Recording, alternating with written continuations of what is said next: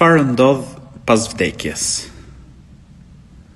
Allahu i lartësuar e ka krijuar njeriu me shpirt dhe me mish.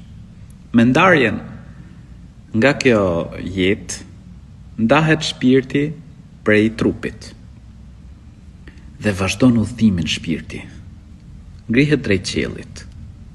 Më pas kthehet pranë trupit. Pra si shpirti i besimtarit, edhe jo besimtarit kthehen pranë trupit. Më pas aty i bëhen 3 pyetjet e varrit. Kush është Zoti yt? Cila është feja jote? Kush është pejgamberi yt? Nëse njeriu ka qenë besimtar, ka besu dhe ka adhuru Allahun e lartësuar, do të thotë Zoti im është Allahu. Feja ime është Islami, pejgamberi im është Muhamedi alayhis salam. E nëse njeriu nuk ka besu, ose ka thonë ka Zot, po s'ka dash me ditë për Zotin, s'ka dash me ditë për urdhrat e Zotit, s'ka dash me ditë se duhet me adhuru Allahun, se duhet me besu, me pasu profetin Muhammed, paqja dhe mëshira e Zotit qofshin mbi të. Nuk ka respektu prindrit, nuk ka dash me ditë për urdhëresa. Pra ka qenë njëri i keq bërës, ky nuk do të ketë mundësi t'i përgjigjet pyetjeve të varrit.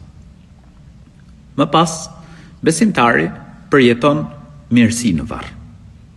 Shikon vendin e tij në xhenet, ndërsa jo besimtari do të shikoj vendin e tij në zjarr, Allahu na ruaj. Pastaj ndodh ringjallja. Të gjithë do të ringjallemi. Të gjithë do të dalim para Zotit gjithësisë. Allahu i lartësuar na ka treguar për ringjalljen në Kur'an. Na ka sjell shembuj të shumtë për ringjalljen. Ndërto janë reshjet e shiut që bien mbi një tokë të vdekur dhe prej saj dalin bimë të gjalla. Allahu i lartësuar ka krijuar krijesa më të mëdha se ne. Zoti i gjithësisë na ka krijuar herën e parë, pra është e lehtë për Allahun e lartësuar që të na ringjallë. Pastaj do të jetë llogaria. Pasi të ringjallemi do të jetë llogaria. Më pas është ura e siratit, e cila do të jetë e vendosur mbi zjarrin e xhehenemit.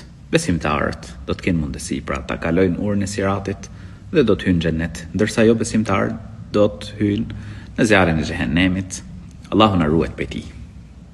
Elusim Zotin e gjithësisë që na e lehtësoj këtë jetë, na jap mirësinë këtë jetë, na e lehtësoj jetën e varrit, na e lehtësoj Zoti i gjithësisë ditën e gjykimit, na e mundësoj Allahu i lartësuar xhenetin. Amin.